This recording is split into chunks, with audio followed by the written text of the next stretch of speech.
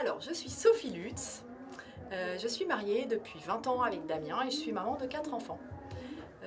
Voilà, donc mariée depuis 20 ans, donc je réfléchis sur la sexualité depuis le jour de mon mariage et même peut-être avant.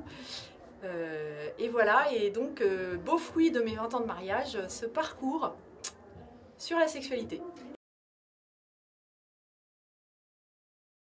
Alors, la spécificité du parcours, c'est que d'habitude, les parcours de couple abordent tous les sujets de la vie quotidienne du couple, de la belle famille aux enfants, à l'argent, tous les sujets.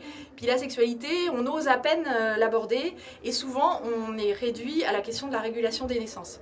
Et alors que le parcours, la spécificité de ce parcours-là, c'est qu'on ne parle de sexe que de sexe et encore de sexe. Et donc ces 13 soirées vont s'approfondir par différents angles parce que comme la sexualité reste un sujet délicat, reste un sujet intime qui vient nous chercher au cœur du cœur et au corps du corps, eh bien, il va falloir qu'on y aille doucement et qu'on y aille par différents points de vue pour que ça rejoigne tout le monde, dans ses questions, dans ses attentes et dans son expérience.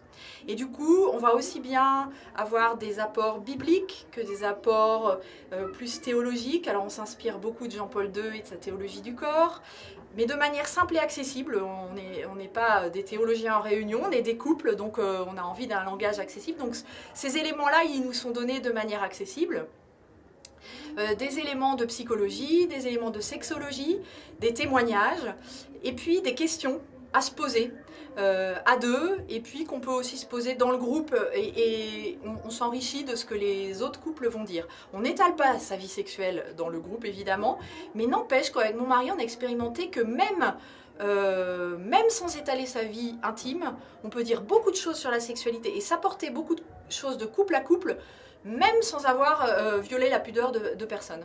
Et donc c'est vraiment très très beau. Et alors le cadre qu'on a choisi avec nos chers éditeurs dans ce livre, c'est de le faire baigner dans l'ambiance du Cantique des Cantiques, qui est la belle poésie biblique qui est au cœur de la Bible, ce Cantique des Cantiques qui exalte un imaginaire amoureux et sexuel beau.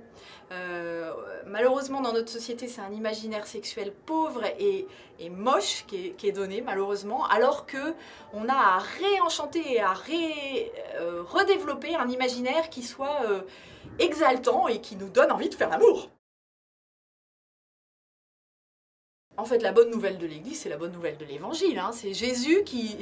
Moi, en fait, ça ne m'intéresserait pas ce que l'Église a à me dire si ce n'était pas Jésus qui l'avait dit. Et Jésus dit, quand les apôtres viennent l'interroger sur le divorce, est-ce qu'on peut répudier sa femme? Sa réponse c'est à l'origine il n'en était pas ainsi. Donc pof, Jésus nous ramène à l'origine et nous envoie direct dans la Genèse. Il nous envoie dans l'Éden, l'homme et la femme tout nus, tout beaux, qui peuvent s'aimer sans aucun problème de concupiscence, d'utiliser l'autre, etc., qui sont dans la beauté de l'amour et dans ce qu'on a à redécouvrir. Donc Jésus nous propulse dans le jardin d'Éden, l'homme et la femme. Il n'y a que du bonheur là. Et donc le fait que Jésus l'ait dit, et bien voilà, l'Église nous dit voilà, Jésus a dit ça, donc redécouvrir ce beau mystère et redécouvrir sans éliminer toutes les blessures qu'on porte, toutes nos difficultés, parce que ça va pas être simple, parce que depuis l'Éden, il y a eu aussi quand même la chute après, et donc on a quelques difficultés, et c'est pour ça qu'il nous faut un parcours pour, voilà, pour travailler le sujet, et pas se trouver enlisé dans notre chute sexuelle, et revenir à la beauté de la création, et c'est ce que propose Jésus, de revenir à l'origine. Donc voilà, en tant que couple, avec toutes nos pauvretés, toutes nos lourdeurs, on peut quand même, Jésus nous le dit, on peut quand même revenir à l'origine.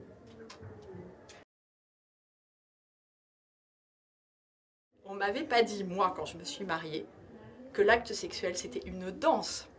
J'avais même pas imaginé, quand on parlait vous savez, des danses orientales, la danse du ventre, j'avais pas fait le lien, moi, dans ma petite tête de petite jeune fille, qu'il y avait un rapport avec la sexualité. On disait, c'est des danses sensuelles, etc. Mais qu'est-ce que ça veut dire? Ça veut dire que le conseil concret, c'est que ça se passe au niveau du bassin et qu'il faut rester souple. Et moi, je ne savais pas que c'était une danse.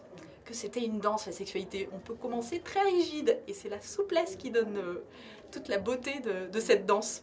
Voilà. Notre danse du ventre, c'est pas juste pour faire une danse du ventre, c'est parce qu'on loue le créateur en aimant l'autre. Évidemment, c'est pas danser pour danser, c'est danser pour aimer.